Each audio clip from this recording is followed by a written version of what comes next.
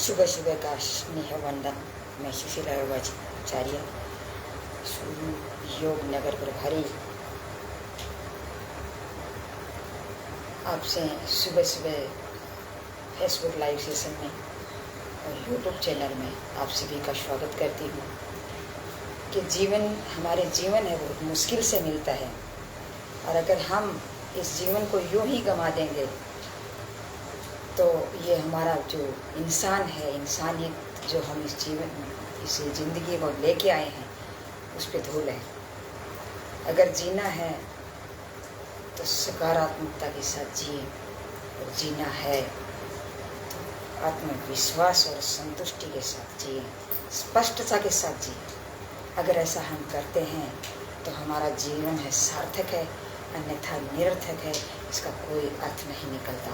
कौन क्या कहेगा, सबसे बड़ा रोग क्या है कि क्या कहेंगे लोग। इस चीज़ की परवाह न करते हुए आगे बढ़ते जाएं, योग करते जाएं। आप मेरी तरफ देख सकते हैं, बहुत परेशानियों से जूझती हुई आगे बढ़ रही हूँ, लेकिन संघर्ष ही सबसे बड़ा जीवन है। अगर संघर्ष करते जाएंगे और आगे बढ़ते जाएंगे तो जीवन को कहीं एक न एक दिन मुकाम हासिल कर ही लेंगे, ये जरूरी है। लेकिन कभी भी अपने अंदर नकारात्मकता मत आने दीजिए। नकारात्मक व्यक्ति कभी कुछ भी नहीं कर सकता। आज मैं आपके समक्ष गठिया की पेशेंट हूँ और डांस कर रही हूँ, तो आप साधारण व्यक्ति जिसके कोई प्रॉब्लम नहीं है वो क्या नहीं कर सकते, लेकिन सभी की रूह मरी हुई है। परेशानी तक थोड़ी सी भी आ जाती है, रूह मर जाती है, आगे बढ़ने की हिम्मत नहीं होती। कहते कोई काम करते हैं तो क्या छोड़ दें क्या, ये काम करना नहीं, ये हो रहा है वो हो रहा है। इन बातों को ध्यान मत दें, और बात सिर्फ ये करें कि हमें काम क्या करना है, इस कर्म पर ध्यान दें। कौन आता है कौन नहीं आता है इसकी परवाह किए बगैर काम करते जाइए और बढ़ते जाइए। अब मैं शुरू करती हूँ जुम्बा डांस।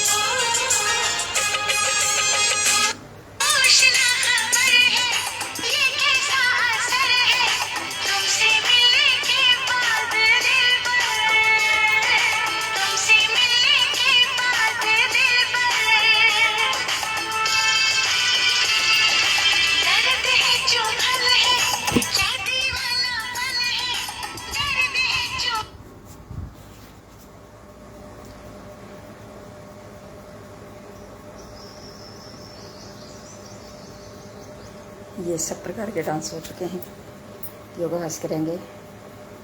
आप सभी से मेरा निवेदन है कि कृपया अपना स्थान है जहाँ हम योग करते हैं, जहाँ भी हमारा जो स्थान है उसको बनाए रखें और अपनी प्रोग्रेस करते रहें। जीवन में संघर्ष आते ही रहेंगे। इंसान इससे टूटा नहीं करते, अगर टूट जाता है वो इंसान नहीं होता है, वो एक पशु प्रवृत्ति होती है। जिंदा रखनी चाहिए अपनी इस जो जीवन है, इसको जिंदा रखना चाहिए। जीवन जीना एक कला है, इसमें हर प्रकार की परिस्थितियाँ समस्याएं आती हैं, लेकिन उस परिस्थितियों को मतलब हैंडल करते हुए आगे बढ़ना चाहिए। अगर हम ऐसा करते हैं तो हम अपनी जो बच्चे, हमारे जो बच्चे हैं, हमारी जो आगे आने वाली पीढ़ी है, उस पीढ़ी को एक प्रेरणा मिलेगी। उस प्रेरणा को जरूर आगे बढ़ना चाहिए।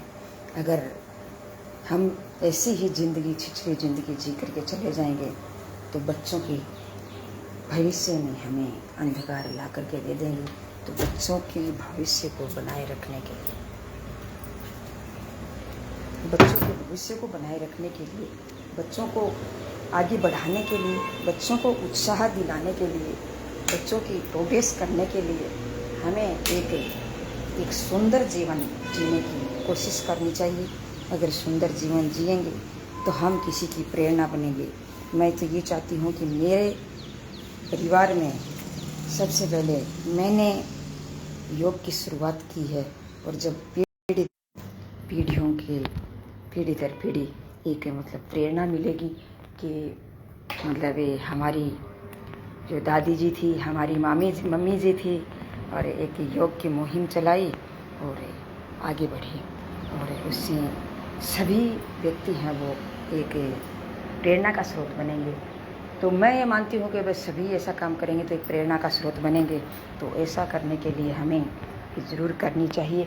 अगर हम नहीं करते हैं तो ये मानो कि हम मरे हुए हैं, जिंदा नहीं हैं। तो इसके लिए हमें हर प्रकार के कार्यक्रम, हर प्रकार की एक्टिविटी करनी चाहिए। तो वो हमें क्या करती है, हमें एक नयापन देती है, हमारे अंदर एक उत्साह पैदा करती है, हमारे अंदर एक विवेक पैदा करती है, हमारे अंदर एक आत्मविश्वास पैदा करती है। तो आत्मविश्वास जब आदमी के अंदर खुद आ जाता है तो व्यक्ति एक पहाड़ को चीर करके भी दिखा सकता है। जो मांझी थे, जो उन्होंने ठान ली थी, तो उन्होंने मतलब पूरे पहाड़ को और चीर करके एक रास्ता बना दिया था। और जैसे उसको अभी इसकी कोई चर्चा वर्चा नहीं होती है, लेकिन ताजमहल जिसने बनाया था अपनी बेगम के याद में, जो मुमताज़ ने तो ताजमहल बनाया था, उसकी चर्चा सब जगह होती है। लेकिन एक वो मांझी था, एक गरीब व्यक्ति था, इन्होंने अपनी पत्नी के लिए न मालूम क्या क्या किया, तो उसकी आज कोई भी मतलब ये गिनती नहीं की जाती है। बहुत ही दुख की बात है। एक गरीब व्यक्ति, एक कमज़ोर व्यक्ति, एक असहाय व्यक्ति, एक दुर्लभ व्यक्ति, और एक मतलब उसके पास कुछ भी नहीं है। उसके अंदर क्वालिटी बहुत हो सकती हैं, लेकिन उसके अंदर मतलब जज्बा भी हो सकता है, लेकिन उसका मतलब ये क्या है कि वो प्रदर्शन नहीं किया जाता, उसको आगे मतलब लाया नहीं जाता, उसके पीछे दबा दिया जाता है। तो ये चीज़ मुझे बहुत खलती है कि मतलब ऐसी स्थितियां हैं, वो उससे आदमी क्या है डिमोरलाइज होता है। लेकिन मैं तो न मालूम कैसी ऐसी कोख में पैदा हुई हूँ, तो ऐसी चीज़ों से मैं घबराने वाली नहीं हूँ। हाँ, मैं मानती हूँ मेरा स्वास्थ्य खराब होता है तब मेरी परेशानी आती है, लेकिन परेशानी भी मैंने स्वास्थ्य की बहुत ज़्यादा कठिनाई से मैंने झेली है, लेकिन उसमें भी मैंने हार नहीं मानी। तो अब मैं क्या हार मानूंगी। आज मैं मेरी ऐसे मौसम में भी एक स्वस्थता लिए हुए सभी को जहाँ भी मुझे मौका मिलता है, मैं एक योग प्रभारी के रूप में हर जगह क्लास लेने की कोशिश करती हूँ, रिपीट पे भी लेती हूँ और सब जगह ये प्रयास करती रहती हूँ। और ये प्रयास अगर संपूर्ण व्यक्ति, सब व्यक्ति करेंगे तो मतलब ये देश है वो एक चमन बन जाएगा। लेकिन इस चमन को बनाने के लिए कोई नहीं है, इसको गिराने के लिए सब पैदा हुए हैं। तो ये सब कभी नहीं होने देंगे, नहीं होने देंगे, नहीं होने देंगे। जो मतलब टांग काटता है, जो मतलब जिम्मेदारी नहीं निभाता है और जो मतलब आगे नहीं बढ़ता है और नहीं बढ़ने देता है, उसको हम उसका विकास नहीं होने देंगे। उसको विकास तो क्या, उसको इस पटरी पर लाने की कोशिश करेंगे तो मतलब वो अपनी ये बातें ही छोड़ दे और कर्म पर विश्वास करे। लेकिन मेरे जैसी परिस्थितियाँ तो ये मान लो कि आती हैं, बहुत से व्यक्तियों में आती है। लेकिन सबसे बड़ी परेशानी होती है स्वास्थ्य की प्रॉब्लम। स्वास्थ्य जब आदमी का ख़त्म हो जाता है तो उसको कोई भी चीज़ दिखाई नहीं देती। मैंने मेरी इस स्वास्थ्य के बारे में मैंने बारीकी से देखा है और इस बारीकी से देखा है तो आज मैं अनुभव किया इससे। तो तब मैं आपको सभी को बोल करके कहती हूँ, मैंने जब भी मैं स्पीच दिया है मुझे रोना आ जाता था, लेकिन मैं आज इतनी स्ट्रॉन्ग हो चुकी हूँ तो मैं रोना तो क्या, मैं ये सोच रही हूँ तू अगर रोएगी, अरे सुशीला तू अगर रोएगी तो ये देश का क्या हाल होगा। तू जो हाँ रोएगी तो ये जो नकारात्मक जिसमें भरी हुई है वो क्या करेंगे। तो इसके लिए हमें आगे बढ़ना होगा और विकास करना होगा और आगे तक मुकाम तक पहुँचने की प्रयास करना होगा। तो जय हिंद, जय भारत। मैं सुशीला योगाचार्य, मैं सुशीला चूरू योग नगर प्रभारी अपनी सेवा के लिए तत्पर हूँ और करती रहूँगी, कर रही हूँ और किया है और आगे करती रहूँगी। तो आप इजाज़त दीजिए, मैं सुशीला चौधरी को अपनी वाणी का विराम देती हूँ। जय हिंद, जय भारत।